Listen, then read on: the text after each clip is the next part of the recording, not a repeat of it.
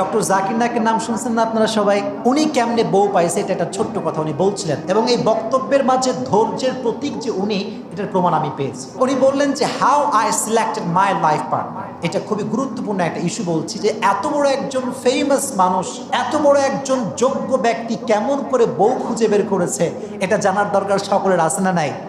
দেখেন ধৈর্যের ফলটা কত সুন্দর হয়। উনি বললেন যে আমি যখন আহমদ দিদাদের সঙ্গে সাক্ষাৎ করেছি, তখন থেকে আমি একজন ভালো প্র্যাকটিসিং মুসলমান হতে পেরেছি এবং দাওয়াতের ময়দানে কাজ করা স্টার্ট করেছি। একটা টাইম আমি মনে করতাম যে আসলে একজন ভালো স্ত্রী খুঁজে বের করা it's very easy matter, it's very simple. আমি এটা মনে করতাম যে এটা কোনো বিষয়ই না। আরে আমি ডক্টর জাকির নায়েক হাজার হাজার বিধর্মীদের সামনে ইসলামকে প্রেজেন্ট করি, ইসলামের কথাকে প্রমাণ করি, কোরআনকে প্রমাণ করি।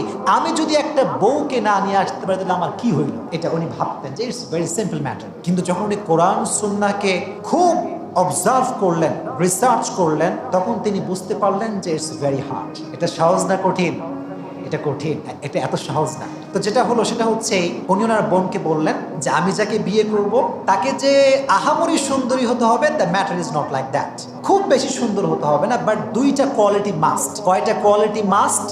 দুইটা। এক number, she should be religious, সে হবে ধার্মিক। কারণ রাসূল বলেছেন একজন মেয়েকে বিয়ে করে তুমি যদি সফল হতে চাও, ফাযফার বিযাতি দ্বীনি তারিবাত ইয়াদাক, become successful by selecting the one who has religion, character and conduct. যার চরিত্র ভালো, যার ধার্মিকতা ভালো, যে ধার্মিক, তাকে বিয়ে করো, তুমি সবচেয়ে বড় সফল পুরুষ হয়ে যাবে। সুবহানাল্লাহ পড়েন। তো উনি বললেন যে number one quality is she should be religious, সে হবে ধার্মিক। This is number one quality. আর number two is she should be দাঈ, তাকে একজন ইসলামের প্রচারক হতে হবে।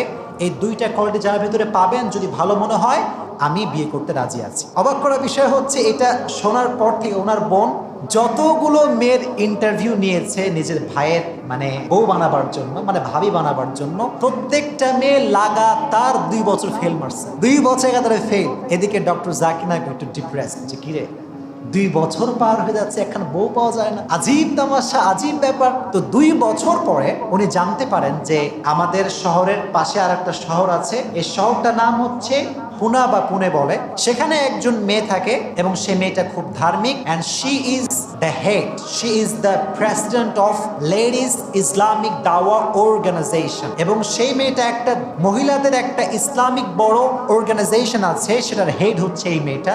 অর্থাৎ এই মেয়েটা দায়ী। দুইটা কোয়ালিটি আছে না নাই? দুইটাই আছে। তো ডক্টর জাকির নায়েক ওনার বোনকে বললেন যে ঠিক আছে, লেটস গো টু পুনা, চলেন পুনায় যাই।